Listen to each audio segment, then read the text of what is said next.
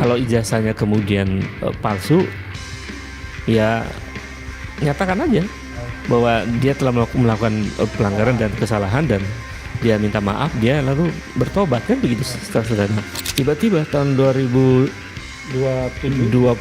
atau 2028 Ya. dibuka lagi pengadilan itu. Oke.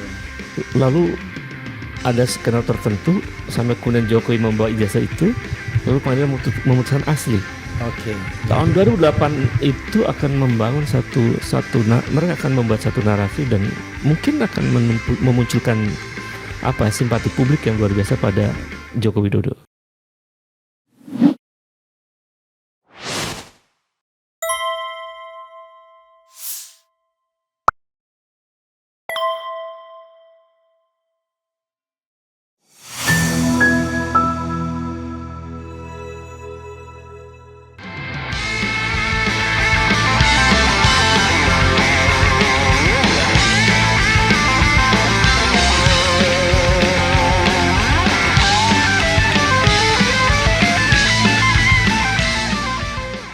Menurut saya memang itu dari sisi logika saja itu nggak masuk akal begitu. Mestinya dibuktikan dulu kan begitu.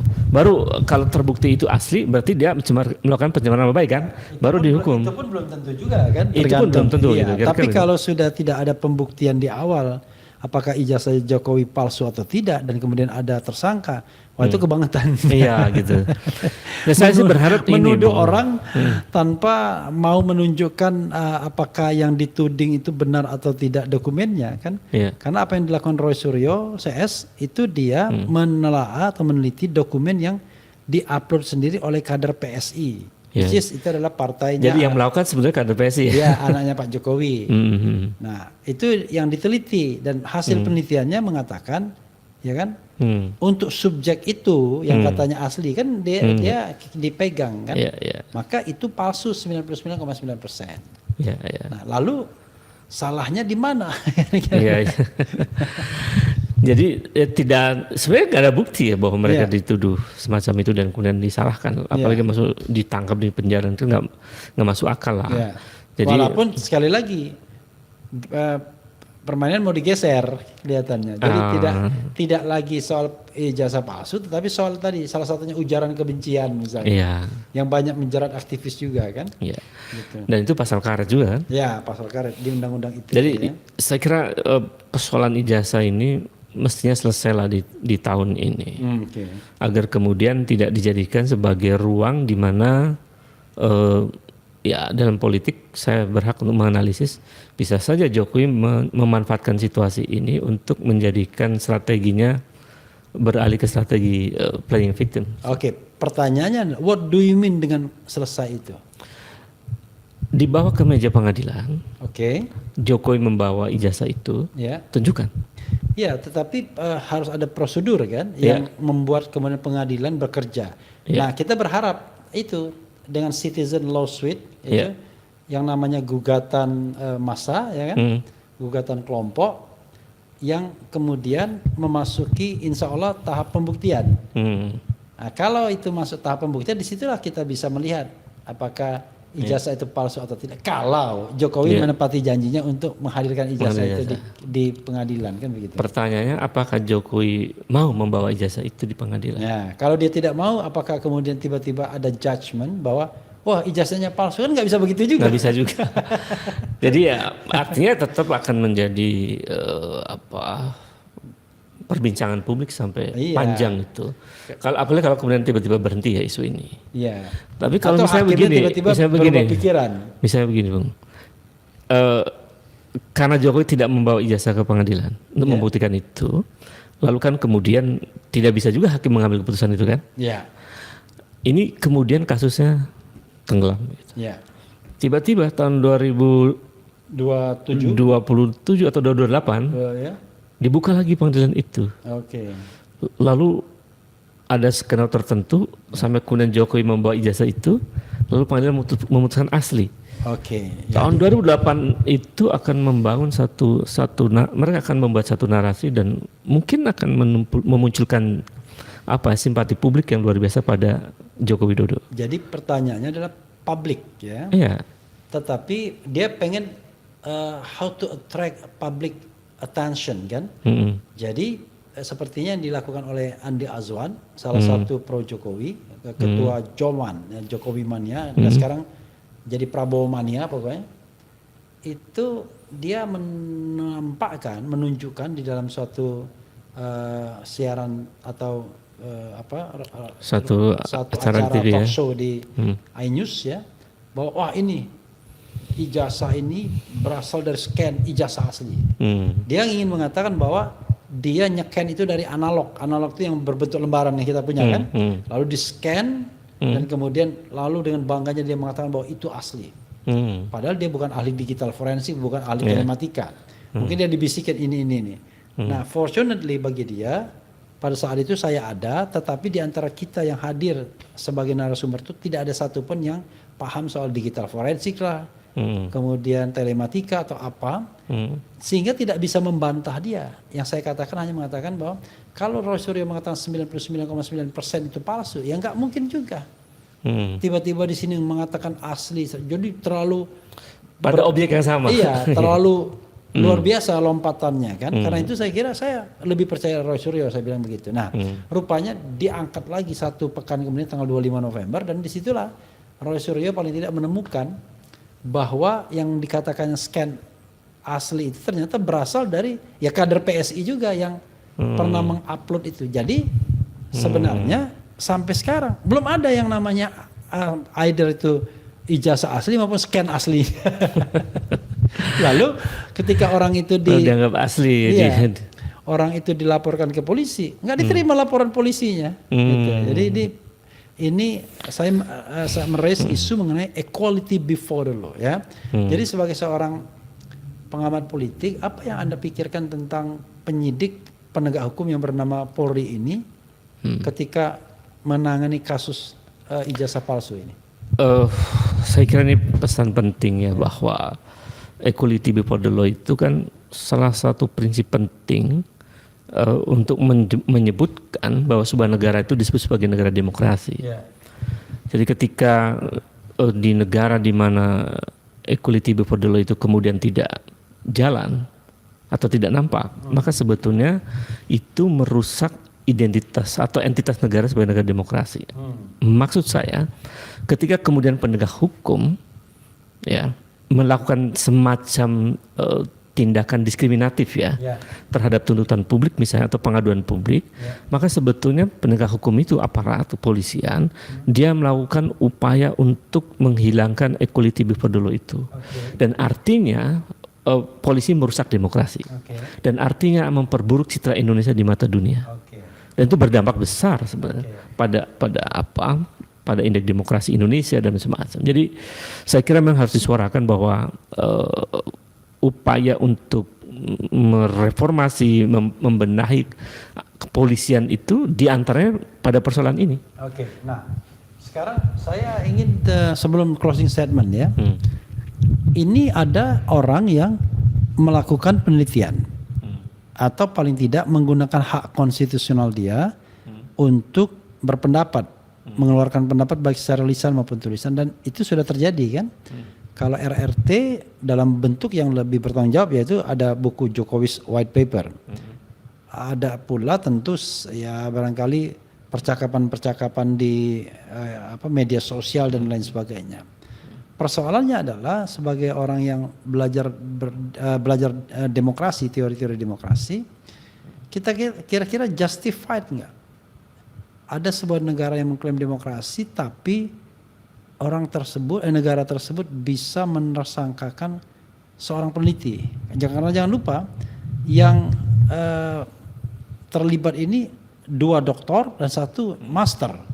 Yang master ini dokter Tifa, tetapi ya dan master ini juga mau doktor juga gitu. Bagaimana itu? Iya, saya kira kan salah satu poin penting dari wajah demokrasi itu ketika negara itu memberi ruang pada kebebasan sipil. Jadi ada civil liberty di situ. Nah, di antara turunan dari civil liberty itu adalah kebebasan untuk menyampaikan pendapat, kebebasan untuk berserikat, berkumpul dan lain-lain. Apa yang dilakukan oleh trio ini sebetulnya adalah satu upaya yang sejauh ini yang saya tangkap karena mereka memproduksi buku Jokowi White Paper itu sebetulnya menunjukkan bahwa mereka cukup tebal. Mau menunjukkan bahwa mereka melakukan upaya hukum berbasis saintifik. Artinya itu dilindungi dalam negara hukum. Dia punya hak untuk seharusnya. Dalam kerangka demokrasi yang lebih besar, setiap orang berhak untuk melakukan itu, gitu. Dan dijamin secara konstitusional. Kalau kita lihat di konstitusi kita, itu kan diberikan ruang bebas di pasal 28 itu. Jadi dalam konteks demokrasi, upaya untuk memenjarakan orang yang berpikir itu adalah kesalahan besar, kesalahan fatal. Kalau saya kira bilangnya negara demokrasi itu pasti sontoloyo. Itu jadi bergeser, Bung. Tidak jadi negara demokrasi, tapi bergeser menjadi negara otoriter, autokrasi. Oke, ini bagian terakhir ya. Bagian terakhir ini agak ngeri-ngeri sedap. Silakan Kang Ubed memberikan nasihat satu kepada Jokowi, ya. Satu kepada Jokowi dulu. Apa yang harus dilakukan? What should he do, ya kan? What should he do, ya kan? What should, ya. Nah, lalu yang kedua adalah kepada RRT, ya kan? What should they do, ya kan? Gara-gara bilang sit jadi jadi sit. Lalu kepada polisi. Ya, kepada penegak hukum, apa juga yang harus mereka lakukan untuk isu ijazah palsu ini? Bukan hanya isu tapi juga kasus, kan? Oke, 3 ya, saya address kita. Lalu address keempat kepada Prabowo Subianto sebagai presiden, address keempat, dan address kelima kepada rakyat Indonesia. Silakan, itu sekaligus pembulatan closing statement yang harusnya dahsyat. Silakan. Ya, dalam perkara ijazah palsu ini, menurut saya ini kepada Joko Widodo ya, sebagai mantan presiden, sebaiknya apa bahasa Jawanya itu legowo ya, bahwa melihat ini sebagai realitas yang harus direspon secara objektif. Bahwa kalau kemudian dalam proses hukum ini ya tidak boleh lagi Joko Widodo melakukan semacam intervensi misalnya, ya kan, karena ada dugaan-dugaan cukup kuat mengarah kepada ada intervensi untuk membuat aparat kepolisian tidak lagi bersikap objektif dalam perkara ini misalnya. Jadi legowo, kemudian terima dan jujur apa adanya. Kalau ijazah itu asli ya tunjukkan saja misalnya. Kalau ijazahnya kemudian palsu ya nyatakan aja bahwa dia telah melakukan pelanggaran dan kesalahan dan dia minta maaf, dia lalu bertobat, kan begitu secara sederhana. Kalau kemudian kesalahan itu dibawa ke ranah hukum ya dia siap menerima hukuman, kan begitu. Sesederhana itu sebetulnya. Kalau untuk aparat kepolisian, saya kira polisi itu bukan alat kekuasaan, apalagi alat mantan penguasa. Polisi adalah instrumen negara untuk membuat masyarakat merasa nyaman dan aman. Jadi karena instrumen negara, maka polisi berpihak pada kepentingan negara. Nah, karena negara hukum, maka kepolisian mesti berpihak pada kepentingan hukum, bukan pada kepentingan lain. Saya kira kita mesti koreksi kalau kemudian aparat kepolisian tidak menjalankan fungsinya sebagaimana perintah undang-undang kepolisian. Karena ya polisi kan harus mengamankan masyarakat, mengayomi, ya kan, melindungi, menciptakan rasa aman. Bukan kemudian menjadi alat untuk menakut-nakuti warga negara, bahkan sampai memenjarakan warga negara. Dan yang ketiga buat RRT, saya kira pertama memilih jalan untuk memperjuangkan sesuatu yang benar atau yang diyakini sebagai kebenaran itu memang tidak mudah dan memerlukan jalan yang panjang dan sabar, dan tetap konsisten saja bahwa memilih jalan memperkarakan persoalan ijazah itu adalah dalam rangka ikhtiar untuk mengungkap kebenaran. Karena itu ya menurut saya tidak boleh mundur, apalagi basis datanya saintifik begitu maju.